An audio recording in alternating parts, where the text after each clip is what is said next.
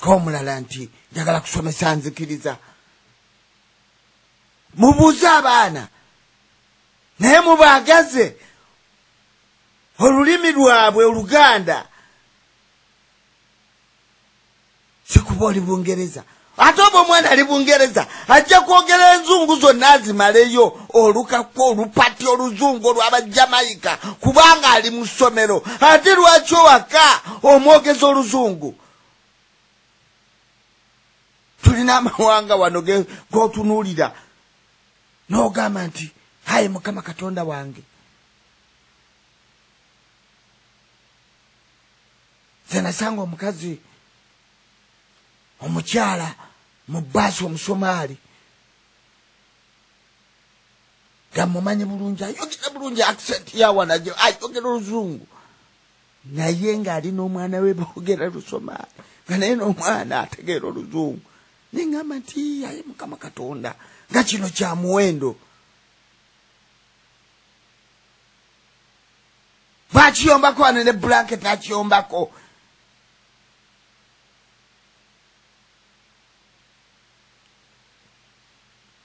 Yakiyombako wano n'agamba nti abasirikale bagenda okuyingira mu nnyumba z'Abayindi. Bo abaana olugira nga bakyusizza dda olulimi boogera mu Luyindi. Tamanyi oba oyagala nja kukuvuunulira byagambye. Naye nga bakyusizza dda n'agamba nti amutegeera Oluzungu nti biveeko. Talumanyi. Kyekitiibwa kyabwe ky'olulimi, ekitiibwa ky'olulimi Oluganda ky'olulimi lwo kya buli bantu kikulu nnyo. Abaganda tetuweebuula kitiibwa kyaffe eky'olulimi lwaffe, tukirwaniridde tutya. Katugende mu maaso n'omulamwa.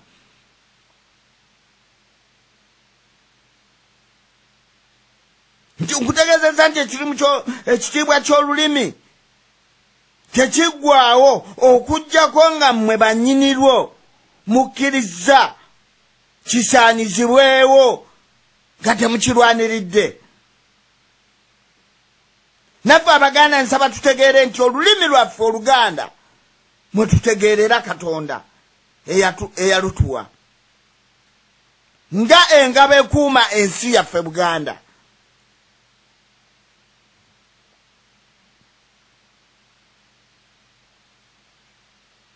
Olulimi Oluganda kitiibwa kyaffe ky'amaanyi eri ffe bannyinirwo. Kitukakatako okululwanirira okulutaasa oba tulutaase.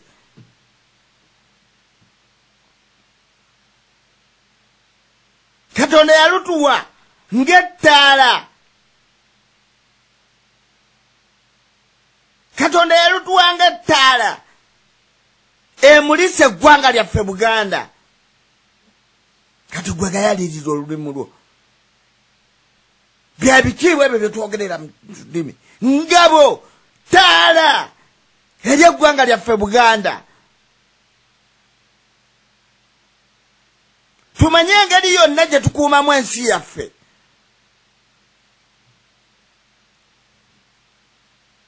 Ganda e Lhasa, ganda e Japan, ganda e Bangkok, bali mu lulimi lwabwe mwe bayiiza, mwe bategeerera, mwe bakukyaliza.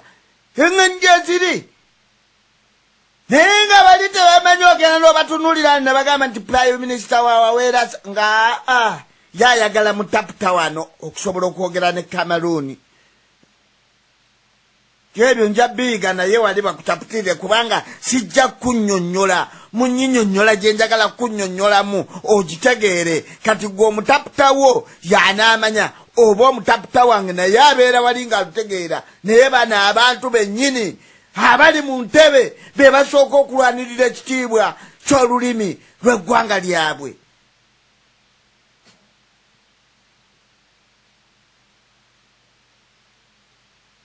Ninga baba bazisoma naye bwe kituuka ku ggwanga lye ayagala ensi ye etegeere ne Katanza ategeere kikyagenda okunnyonnyola eyo gy'alaze. Bw'obwo bwe butali bulyazaamaanya ge mazima agabeera mu nsi, ge mazima agabeera mu ggwanga lyo.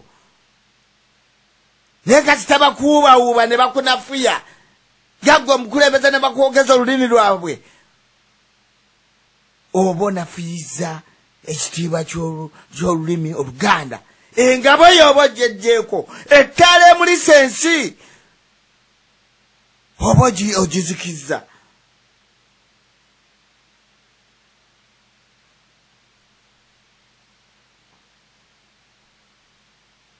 Olulimi lwaffe Katonda yalutuwanga kya bugagga. Katonda yalutuwanga kya bugagga kyaffe kyetulina kyetutalina munasonyiwako kyetutalina kugayalirira mu bikolwa byonna. Ebintu ebyo bitegeke ngabo taala kya bugagga kyetutalina gayalirira mu nsi yaffe.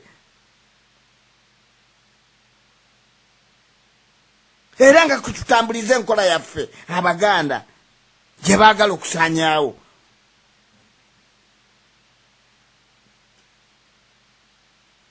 Olulimi lwaffe Oluganda lwe lutukulembera mu bye twetaaga okumanya. Gwe nga tonnamanya asomye fuutifuuti sooka olowooza ku Nakatanzi oli kaseera oli akwata enkumbi n'alima. N'alimira eggwanga. Lowooza ku nnyoko Kyamulabi gwe wayonka eyasobola okukwata mu nsawo nga alimye ne kitaawo okubeera nga asobola okugunjula. Tulwaniridde tutya ekitiibwa ky'olulimi lwaffe Oluganda? Gwe mulama gwe tuliko okugamba nti ekitiibwa ky'olulimi lwaffe Oluganda tukirwaniridde tutya?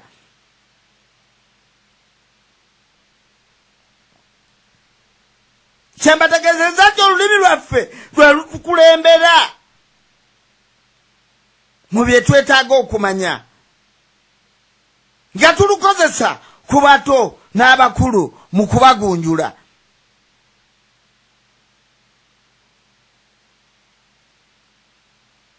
Oba mu kugunjuka.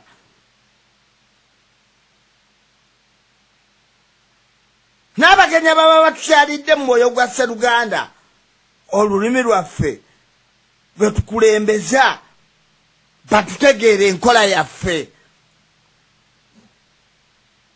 Lwaki tunafuya olulimi lw'ensi yaffe?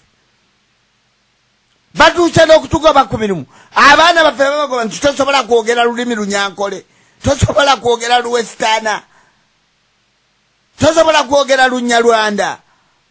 Tetujja kuwa mulimu mu nsi yo mu Buganda. Senga obadde Mwankole wali kigambe nti kale ne batuuka okwegayirira kale mututwale Ankole.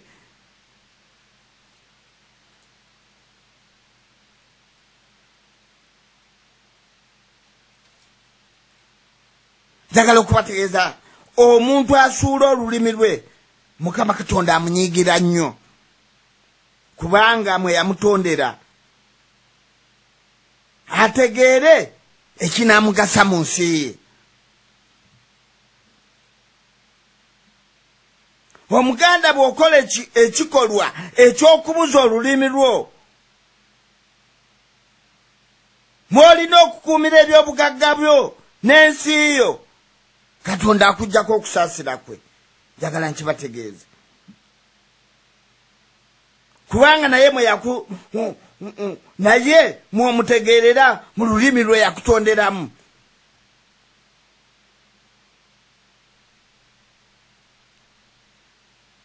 Omuntu ayinza okuddaawo n'abuuza nti oyo biki byayogera? Abantu abalina obukyayi, teekayo amagezi owulirize, ojje tukubaganye ebirowoozo ku mulamwa guno tulabe eddala ekisaana okukolebwa mu nsi yaffe Buganda. Wabuuze nti omuntu asaanyaawo oba abantu basaanyaawo batya olulimi lwabwe? Abantu basaanyaawo oba omuntu asaanyaawo atya olulimi lwe? Kwe kwegomba nga twagala ebyenfuna. n'okuwaanawaana ebitatugasa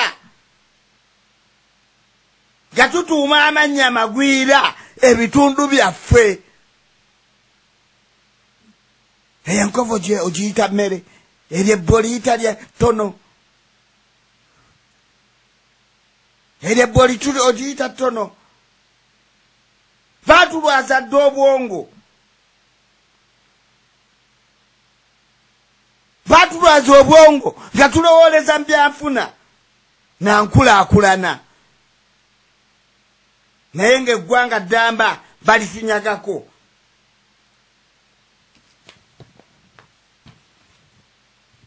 Tusooke tutunuulire kyekitutuusiza mu mbeera eno, tusooke tumanye tiddala gwe ekintu ky'oyinza okuyisaamu amaaso ng'oligenda okwekanga bo nga bata